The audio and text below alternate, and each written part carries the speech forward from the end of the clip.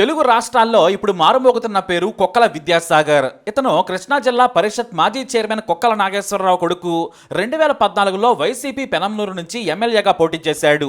పొలిటికల్గా మనోడికి బాగానే పవర్ ఉంది, కానీ దాన్ని కామం కోసం కొక్కలా వాడుకున్నాడనే తీవ్ర విమర్శలు ఎదుర్కొంటున్నాడు. ఎందుకంటే ఎవరైనా సరే ప్రేమించి మోసం చేస్తే అమ్మాయిని వదిలేస్తారు, కానీ ఈ కొక్కల విద్యాసాగర్ తన పలుకుబడిని ఉపయోగించి పాపం ఆమెను ఆమె తల్లిదండ్రులను కూడా వేధించాడు. ఇక్కడ మరో విశేషం ఏమిటంటే అధికారులు కూడా వైసీపీ పోలీసుల్లా మారిపోయారు. చట్టాన్ని యథేచ్ఛగా అతిక్రమించారు. ఎంతలా అంటే ఆదర్శంగా తీసుకోవాల్సిన ఐపీఎస్లు కూడా వైసీపీ నాయకుల సేవల్లో తరించారు. పాపం మహిళలను కూడా చూడకుండా ఎక్కడో ముంబై నుంచి మహిళలను తీసుకొచ్చి నిర్బంధించి వేధించి దొంగ కేసులు పెట్టారు. మరి అధికారం ఉన్న వాళ్లే ఇలా చట్టాన్ని అతిక్రమిస్తే వారిని కాపాడేదెవరు? ఒకవైపేమో మహిళలకు భద్రత లేదు అని మనం గొంతెత్తుతున్నాం, దేశవ్యాప్తంగా ఆందోళనలు చేస్తున్నాం. కానీ నేతలు పోలీసులే మహిళలను వేధిస్తే ఇక ఎవరికి చెప్పుకోవాలి? చివరకు ఐపీఎస్లే దారి తప్పి దిగజారితే ఎవరు కాపాడాలి? చెడిపోతున్న ఈ సమాజానికి రక్షణ ఎవరు? ఈ కుక్కల విద్యాసాగర్ కామాంధుడిలా మారాడు. మనోడు 2015లో హైదరాబాద్లోని ఓ పెళ్లికి హాజరయ్యాడు. అక్కడకు అమ్మాయి ఫ్రెండ్గా ముంబై హీరోయిన్ కాదంబరి జత్వాని పెళ్లికి హాజరైంది. అక్కడే ఈ కుక్కల విద్యాసాగర్ సదరు హీరోయిన్ అందం చూసి ఫ్లాట్ అయ్యాడు. ఇక డబ్బుంది, అధికార పార్టీ అంటుంది, స్నేహితుడంటూ మాట్లాడాడు. ఆ వెంటనే ప్రేమన్నాడు. కాదంబరికి కూడా నచ్చడంతో ఆమె కూడా లవ్కు ఓకే చెప్పేసింది. ఇంకేముంది, మనోడు ముంబై వెళ్ళాడు, ప్రేమన్నాడు, దగ్గరయ్యాడు, పెళ్ళన్నాడు, శృంగారం చేశాడు. పెళ్లి చేసుకుంటానని నమ్మించడంతో కాదంబరి నిజంగానే నమ్మేసింది. ముంబై వెళ్ళి మరి కాదంబరి జత్వానిని శారీరకంగా వాడుకున్నాడు. ఆ తర్వాత పెళ్లి పేరుతో ఎన్నో ప్రాంతాలకు తీసుకెళ్లి అక్కడ కూడా వాడుకున్నాడు. కానీ ఈ కుక్కల ప్రియుడికి పెళ్ళైందని, అతని టార్చర్ భరించలేక 14 నెలలకే వదిలేసి వెళ్లిపోయిందని తెలుసుకుంది కాదంబరి. ఇక తనతో కూడా దారుణంగా ప్రవర్తించడంతో నిజ స్వరూపం తెలుసుకొని అతన్ని దూరం పెట్టింది. కానీ హాయిగా ఎంజాయ్ చేస్తున్న అందమైన హీరోయిన్ తనను దూరం పెట్టడంతో నిజంగానే కుక్కలా మారిపోయాడు విద్యాసాగర్. ఆమెతో గతంలో దిగిన ఫోటోలను వీడియోలను పంపించి వేధించసాగాడు. అంతేకాదు తాను నగ్నంగా పడుకొని వీడియో కాల్స్ చేసి వేధించేవాడు. ఆ తర్వాత అసభ్యకరంగా మెసేజ్లు పంపి తనతో ప్రేమను కొనసాగించాలని, శృంగారం చేయాలని వేధించాడు కుక్కల విద్యాసాగర్. దీంతో ఆమె వేధింపులు భరించలేకపోయింది. అప్పటి వరకు అతను అధికార పార్టీ నాయకుడనే కారణంతో కాస్త భయపడింది. కానీ వేధింపులు ఎక్కువ కావడంతో పోలీసులు న్యాయం చేస్తారనుకుంది కాదంబరి. కానీ ఆ నేతలు మహిళ కష్టాలను చూడకుండా అధికారం ఉందని ఆంబోతుల్లా వ్యవహరించారు. చివరకు చదువుకున్న ఐపీఎస్లు కూడా మహిళను కాపాడాల్సింది పోయి వైసీపీ పోలీసుల్లా మారారు. కాదంబరి వాస్తవానికి పోలీసులకు ఫిర్యాదు చేస్తానని బెదిరించింది. కానీ ఎక్కడో కుక్కల విద్యాసాగర్ తనకు తన కుటుంబానికి ఎన్నికల ముందు దెబ్బ పడుతుందని భయపడ్డాడు. దీంతో నాటి ఆల్ ఇన్ వన్ మంత్రి అయిన సజ్జల రామకృష్ణారెడ్డిని కుక్కల విద్యాసాగర్ సంప్రదించాడు. ఎన్నికల ముందు పార్టీకి, తమ కుటుంబానికి డ్యామేజ్ జరిగే ఛాన్స్ ఉందని సాయం చేయాలని కోరాడు. దీంతో ఆయన నాటి పోలీస్ కమిషనర్ అయిన కాంతి రాణాను కుక్కల విద్యాసాగర్ పనిని సెటిల్ చేయమని కోరారు. అంతే, ఆయన తన అధికారాన్ని యథేచ్ఛగా చేసేశారు. ఓ ఫోర్జరీ డాక్యుమెంట్ ఆధారంగా సదరు హీరోయిన్ కాదంబరి జత్వానిపై దొంగ కేసు పెట్టాడు కుక్కల విద్యాసాగర్. ఇక్కడ చేసిందే కుక్క కంటే గలీజ్ పని, కానీ దానికి ఐపీఎస్లు కూడా గజ్జంటించుకున్నారు. సజ్జల ఆదేశించాడని కింది అధికారులు పాటించారు.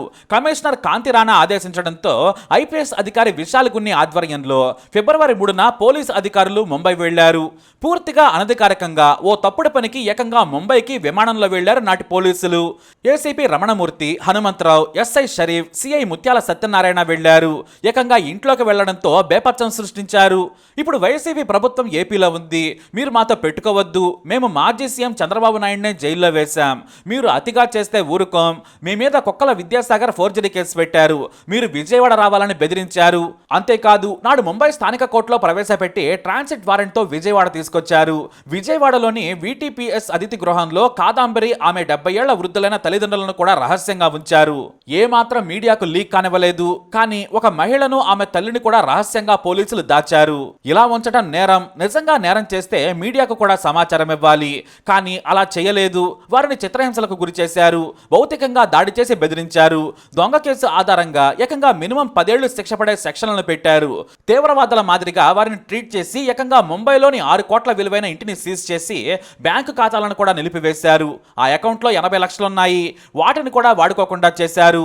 అప్పటి వరకు ఎంతో కష్టపడి డిగ్నిటీగా బ్రతికిన ఆమె తల్లిదండ్రులను దారుణంగా ట్రీట్ చేశారు. చివరకు కోర్టు ముగ్గురికి రిమాండ్ విధించింది. కానీ తెల్లపత్రాలపై సంతకాలు పెట్టించుకొని వారికి పోలీసులే బెయిల్ ఇప్పించారు. బయటకు ఈ విషయం పొక్కితే తీవ్ర పరిణామాలుంటాయని బెదిరించారు. దీంతో పెద్ద పెద్ద పోలీసు ఉన్నతాధికారులే ఈ వ్యవహారంలో ఉండడంతో వారి కుటుంబం భయపడింది. చివరకు వారి బంధువులు కూడా సాయం చేయడానికి సాహసించలేదు. ఎవరైనా ముంబై నుంచి వచ్చి కోర్టుల్లో కేసులు వేసినా, ఫిర్యాదులు చేసినా కూడా తీవ్ర పరిణామాలుంటాయని వేధించారు. దీంతో వారి బంధువులు ఎవరో కూడా రాలేదు. చేసేది లేక పోలీసులు 40 రోజుల తర్వాత బెయిల్ ఇప్పించగానే ఇక కొక్కల విద్యాసాగర్ జోలికి వెళ్లమని తెల్ల కాగితాలపై సంతకాలు చేసి బతుకు జీవుడా అంటూ పారిపోయారు. అయితే ఇప్పుడు ఏపీలో ప్రభుత్వం మారడంతో ఈ విషయం ఆలస్యంగా వెలుగులోకి వచ్చింది. ఎందుకంటే నాటి కమిషనర్ కాంతి రాణా మీద అప్పటికే నేటి సర్కారు నిఘా పెట్టింది. వైసీపీ హయాంలో ఆ పార్టీ కార్యకర్తగా టీడీపీని వేధించాడు అనే విమర్శలు కూడా వచ్చాయి. దీంతో కాంతి రాణాపై టీడీపీ విచారణ చేస్తూ ఉండడంతో ఏపీ ఇంటెలిజెన్స్ ఈ అరాచకం గురించి తెలుసుకుని ప్రభుత్వానికి నివేదిక ఇచ్చింది. దీంతో ఈ విషయం బయటపడింది. ఈ కాదంబరి జత్వేది తల్లి ఆశాతో పాటు ఆమె తండ్రి తెలుగు మీడియాకు నాటి అధికారుల తెరపై కన్నీటి పర్యంతమయ్యారు. చెయ్యని నేరానికి నేటికి తాము నిద్రలేని రాత్రులు గడుపుతున్నాం, తమ బ్యాంక్ అకౌంట్లు, ఇల్లు అన్నింటినీ కోర్టు పరిధిలోకి తీసుకెళ్లారని, జీవితాంతం కష్టపడి సంపాదించిన ఇల్లు సహా అన్నింటినీ పోలీసులు లాక్కొని ఇబ్బంది పెట్టారు, నేటికి ఆ కేసు మా మీద ఉందని వాపోయారు. దీంతో నేటి పోలీసులు విచారణ చేస్తూ ఉండడంతో కాదంబరి ఈ విషయంపై విజయవాడ చేరుకొని ఫిర్యాదు చేశారు. ఇక్కడే మరో కేసు కూడా వెలుగులోకి వచ్చింది. గతంలో ప్రముఖ వ్యాపారవేత్త సజ్జన్ జిందాల్పై నటి కాదంబరి జత్వాని అత్యాచారం కేసు పెట్టింది. తనను అత్యాచారం చేశాడని ఆమె ఫిర్యాదు చేయడంతో కేసు నమోదు చేశారు. కానీ ఈమె ప్రేమ వ్యవహారం కాస్త వెలుగులోకి రావడంతో కాదంబరిని కిడ్నాప్ చేశారు. సదరు యువతి కేసును విత్డ్రా చేసుకుంది. జేఎస్డబ్ల్యూ స్టీల్ అధినేత సజ్జన్ జిందాల్పై రేప్ కేసును కోర్టు కొట్టేసింది. ముంబై పోలీసులు హీరోయిన్ వ్యాపారవేత్త అయిన సజ్జన్ ఇరికించాలనుకుందని రిపోర్ట్ ఇచ్చారు. ఇక సజ్జన్ ఆ తర్వాత కాంగ్రెస్ నుంచి బీజేపీలో చేరారు. అయితే ఇక్కడ కొక్కల విద్యాసాగర్ ఎందుకు కాదంబరి జత్వానీని ఆమె కుటుంబాన్ని కిడ్నాప్ చేశాడనేది తెలియాల్సి ఉంది. జిందాల్ కోసం చేయించారా, లేదా జిందాల్ నాటి వైసీపీ నేత సజ్జల రామకృష్ణారెడ్డి ద్వారా కాదంబరిని బెదిరించి ఉపయోగించుకున్నారా తేలాల్సి ఉంది. ఎందుకంటే ఈ వ్యవహారంలో పెద్ద ఎత్తున డబ్బు చేతులు మారినట్లు పోలీసులు అనుమానిస్తున్నారు. చంద్రబాబు ప్రభుత్వం కూడా ఈ కేసును సీరియస్ గా పరిగణించింది. ఈ కేసులో కొక్కల విద్యాసాగర్ ఎక్కడున్నాడనేది ఇప్పుడు మిస్టరీగా మారింది. ఇతను కాదంబరి కుటుంబం మీద తప్పుడు కేసు పెట్టారు. దీంతో కమిషనర్ కాంతి రాణా అతిగా వ్యవహరించారు. ఇతర అధికారులు కూడా ఓవర్ చేసి మహిళను నిర్బంధించారని తేలింది.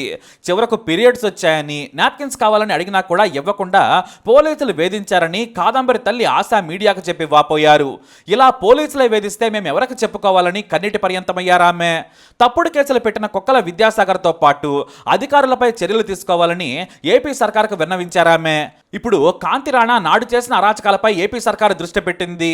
అలాగే ఇతర అధికారులపై కూడా చర్యలు తీసుకునేందుకు ఉన్నతాధికారులు సిద్ధమైనట్లు సమాచారం. ఇక బాధితులు కాదంబరి నుంచి స్వయంగా ఫిర్యాదు తీసుకున్న తర్వాత ఈ కేసు ముందుకెళ్లే ఛాన్స్ ఉంది. అయితే సజ్జల కొక్కల విద్యాసాగర్ పైన కేసు నమోదయ్యే అవకాశాలు కనిపిస్తున్నాయి. పోలీసు ఉన్నతాధికారులపై చర్యలు తీసుకుంటారా లేదా అనేది ఇప్పుడు ఆసక్తికరమైన విషయంగా మారింది. ఎందుకంటే మహిళను కోర్టుకు పంపించకుండా, మీడియాకు చెప్పకుండా నిర్బంధించడం తీవ్రమైన నేరం. చట్టాన్ని అతిక్రమించిన వారిపై ప్రభుత్వం ఎలాంటి చర్యలు తీసుకుంటుందో వేచి చూడాలి. ఈ కేసు ఇప్పుడు ఏపీ రాజకీయాల్లో సంచలనంగా మారింది. వైసీపీ నేతలు మాత్రం ఈ వ్యవహారంపై పెద్దగా మాట్లాడటం లేదు. మొత్తానికి వారానికి ఓ కథ చొప్పున అన్ని బయటకు వస్తున్నాయి. మరి ఈ కేసు ఎక్కడి వరకు వెళ్తుందో చూద్దాం. ఈ వీడియో అప్డేట్స్ కోసం మై ఛానల్ ఫాలో అవ్వండి. అలాగే తప్పకుండా సబ్స్క్రైబ్ చేసుకోండి.